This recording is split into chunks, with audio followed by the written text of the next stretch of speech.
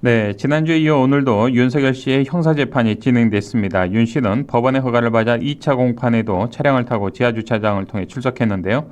직위원 재판부는 여전히 그에게 특혜를 주고 있습니다. 재판부는 지난주 언론의 취재 신청이 너무 늦었다는 이유로 법정 내부 촬영을 허가하지 않았는데요. 오늘은 국민들의 관심과 국민의 알 권리 등을 고려해서 공판 개시 전에 한해서 법정 촬영을 허가했습니다.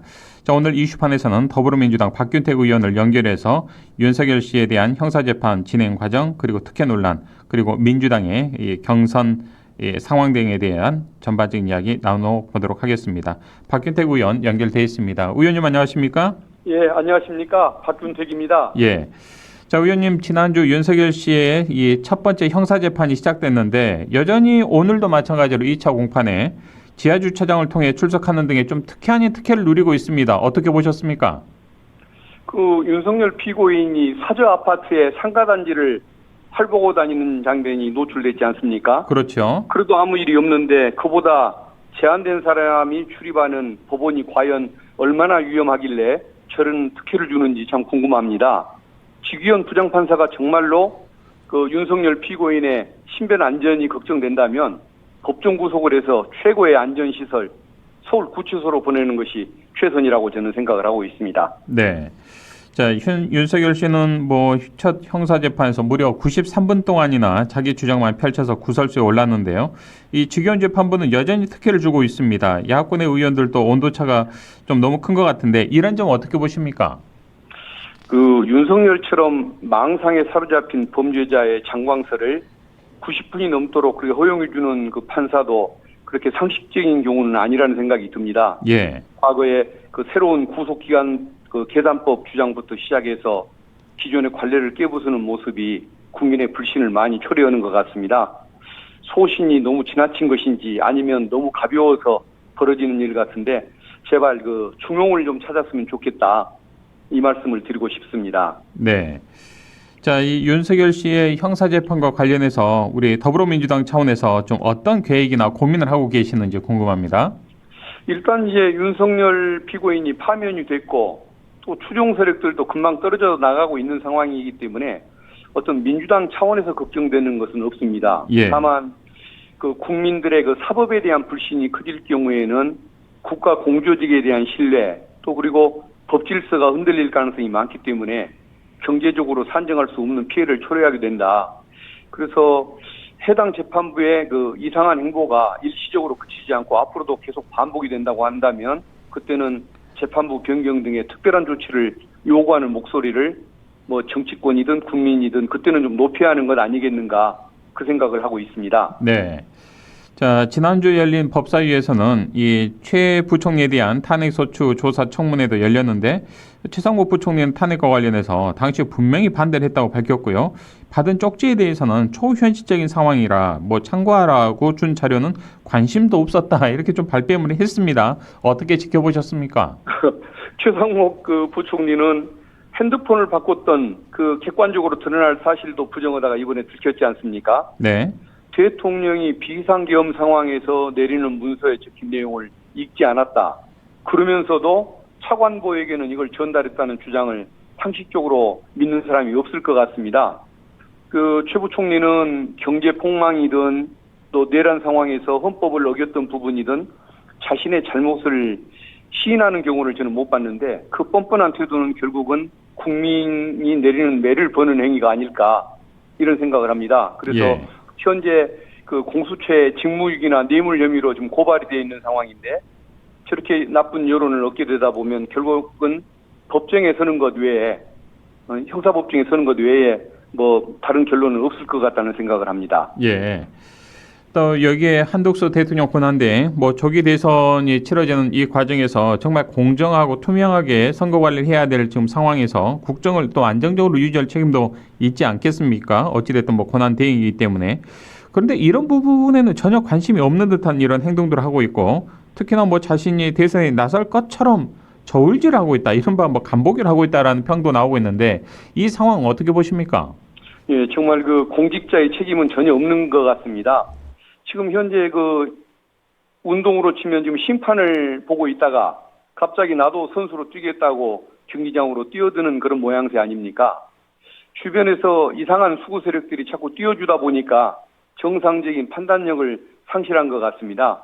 근데 한덕수 총리 역시 최 부총리처럼 공수처의 직무유기나 직권남용죄로 지금 고발되어 있기 때문에 네. 여기도 어떤 법의 심판을 받게 될 거라는 것, 그걸 한번 경고해주고 싶고, 참고로 이제 민주당 입장에서는 한덕수 총리가 윤석열 정권 3년 내내 무능했고, 또 내란 상황에서 무책임했고, 또 우리 박지원 의원님의 그 말씀처럼 그 무속에 찌들어 있는 윤건희 부부보다 더한 그런 무속에 찌들어 있는 산무의 공직자이기 때문에 대선에 출마해 준다면 꺾기가 아주 쉬워서 민주당 입장에서는 더 고마울 것 같다는 그런 말씀을 드리고 싶습니다. 네.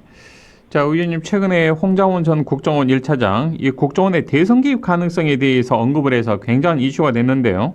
이 홍 전 차장은 선거 관리가 걱정된다라는 취지로 이야기를 했습니다. 이 공정한 선거 관리를 위한 그런 대책도 또 관심도 감시도 필요해 보이는데 이런 부분들을 어떻게 좀 우리가 준비하고 대비해야 한다고 보십니까? 홍장원 차장이 얘기하는 것이 과연 어떤 그 개입 가능성을 얘기하는 것인지는 예. 잘 저는 파악은 못하고는 있습니다. 네. 그렇지만 과거에 국힘 전신의 정당들은 그 북풍 공작 이걸 습관적으로 저질렀고, 그렇죠. 그리고 또 이명박 정부 말기에는 국정원, 기무사 등을 동원한 그 댓글 공작을 많이 시행하고 했지 않습니까? 윤석열이 파면은 됐지만 그의 손길을 탔던 인물들이 정보기관에 지금 많이 남아있고, 예. 권력기관에 많이 남아있기 때문에 경계할 필요가 분명히 있는 것 같습니다. 그래서 수구 세력들의 북풍 공작이나 허위 흑색 선전, 또 무당을 동원해서 이 민심을 이상한 방향으로 이렇게 예언처럼 흘리는 이런 민심 조작, 또 한덕수 총리의 차원의 그 어떤 대미 통상 협상을 졸속으로 추진해서 성과로 내세운다든가 이런 모든 시나리오에 대응해서 좀 긴장감을 가지고 대비할 필요가 있을 것 같습니다. 네. 아무튼 좀 철저하게 준비하겠습니다. 예. 자, 지금까지는 이제 조기 대선과 관련된 또 현재 권한대행들의 이런 행태들에 대해서 또 윤석열 씨에 대한 재판에 대한 이야기를 좀 나눠봤습니다.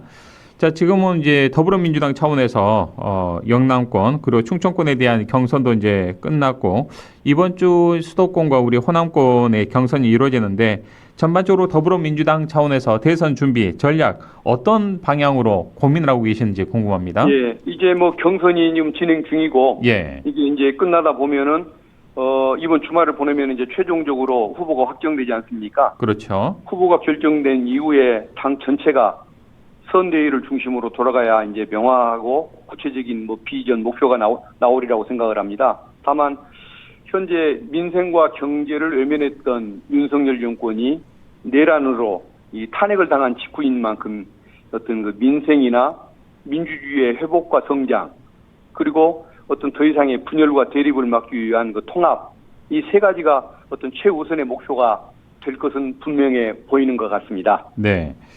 자, 의원님께서는 이재명 전 대표의 경선 후보의 선거 캠프의 법률 지원단으로 이제 합류를 하셨는데 탄핵 정국과 이 조기 대선 국면에서 참으로 어깨가 좀 무거우실 것 같습니다, 의원님.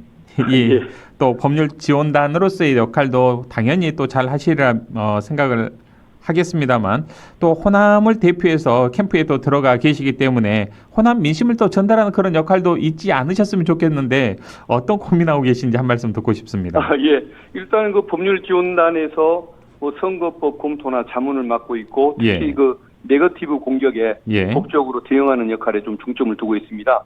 그리고 호남과 관련해서는 이재명 후보께서 호남이 그 민주당의 그 뿌리요 심장이라는 사실을 잘 인식하고 있고, 또 호남에 대한 애정도 매우 그 어떤 많기 때문에 특별히 제 고민이 그 부분에 관해서 특별히 고민이 있지는 않습니다. 예. 다만 호남의 이제 여러 가지 주요한 그 발전 과제가 당의 정책이나 공약에서 혹시 누락되는 것은 없는지 좀 더 주의 깊게 살피고 또 필요한 경우에는 건의를 드리도록 그렇게 하겠습니다. 예.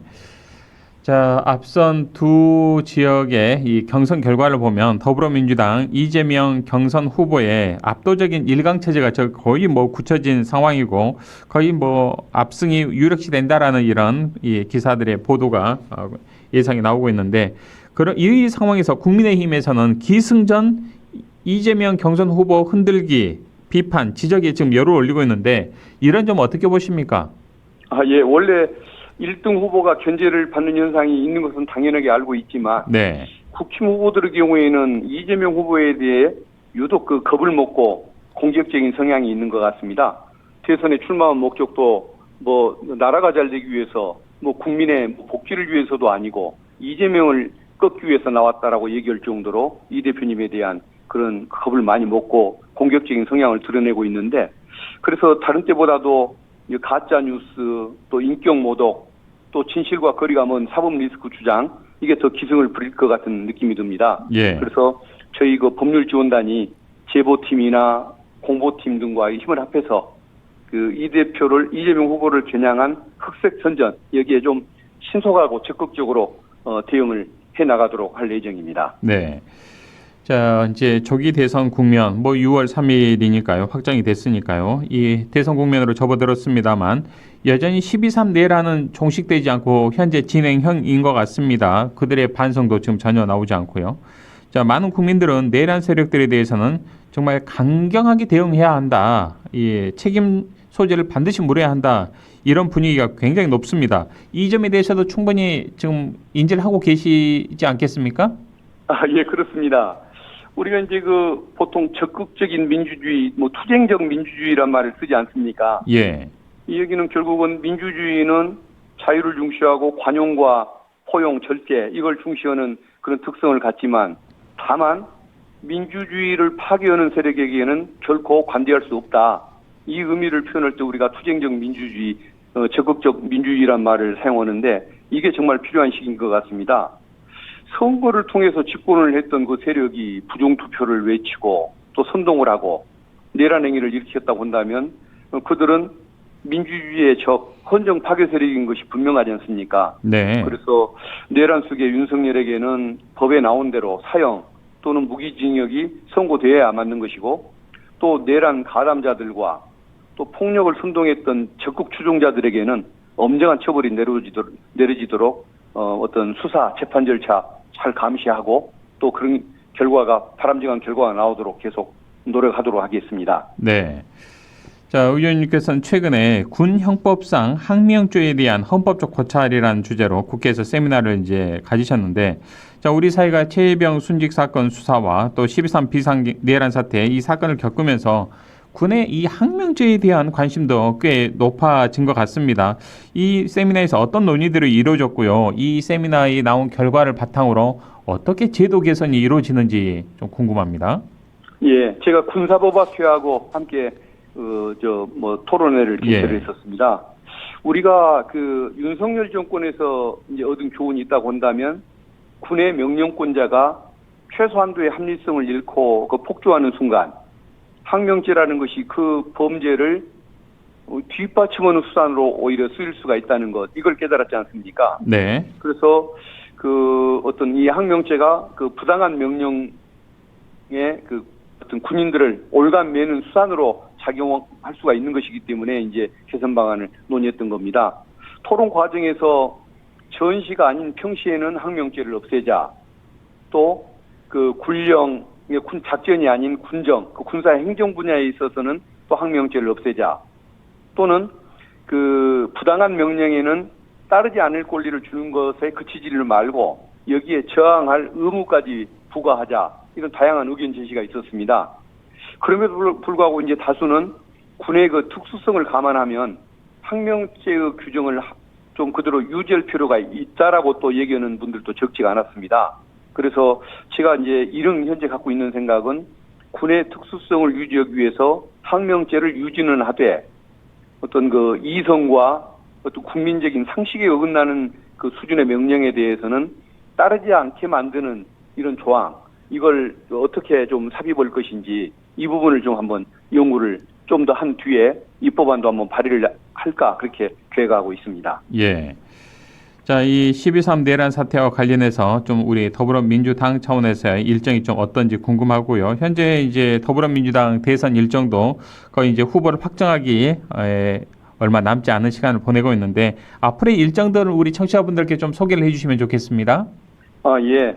일단 그 12.3 내란 사태와 관련해서는 국회에서 적극적으로 할 수 있는 것은 이제 내란 특검법 통과 정도, 그리고 또 어떤 경찰이나 공수처, 검찰의 수사가 제대로 이루어지도록 감시하는 이 정도인데, 근본적으로는 6.3 그 대선에서 민주정부가 들어서야 바른 질서가 수립될 것이고, 그게 최종적인 목표 달성이라고 생각을 합니다. 결국은 민주진영의 그 대선 승리보다 더 중요한 대책은 없다라는 생각을 가지고 있습니다. 그래서 민주당은 이제 그 어떤 27일 날 경선이 마무리되면 바로 대선 준비, 본선 준비 체제에 들어갈 것이고, 5월 12일부터 본선 시작되면은 여기에 당의 모든 역량을 결집할 그런 계획을 가지고 있습니다. 예.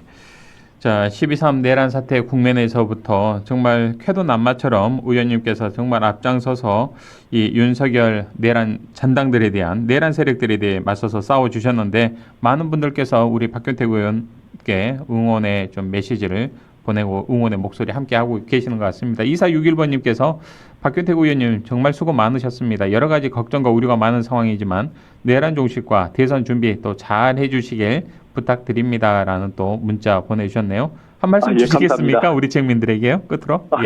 예, 너무 감사합니다. 이번 이제 6월 3일 날은 그 내란 세력을 심판하는 그 선거가 치루어집니다. 예. 어느 때보다도 압도적인 승리가 이제 절실한 그런 상황입니다. 이 본선에서 승리가 이제 가장 중요한 최종적인 목표가 되겠지만, 그 목표에 다다르는 과정도 중요하다고 생각합니다. 그래서 어떤 민주진영의 최대 결집을 보여주는 것이 어떤 반헌법, 반민주적인 세력들에 대한 경고 의미도 또 담고 있는 것이기 때문에, 우리 민주주의를 지켜왔던 우리 호남이 이제 이번 주에 치러지는 경선 단계에서부터 높은 어떤 참여율을 보여주고 의지를 보여준다고 한다면 어떤 대선의 그 동력을 이끄는데 큰 힘이 될 것 같습니다. 그래서 이번 주 수요일부터 호남권 권리당원 그 투표가 시작되는데, 그때 뭐 단순히 특정 후보가 당연히 1위가 될 거라는 그런 안도감을 떠나서 우리의 의지를 표현해 준다라는 차원에서 좀 어떤 투표에 많이 참여해 주시기를 특별히 좀 부탁을 드리고 싶습니다. 네, 알겠습니다. 끝까지 건강 유의하시면서 또 민주주의를 위해서 함께 앞장서 주시길 바라겠습니다. 의원님 오늘 말씀 고맙습니다. 예, 감사합니다. 열심히 하겠습니다. 네, 지금까지 더불어민주당 박균택 의원과 함께했습니다.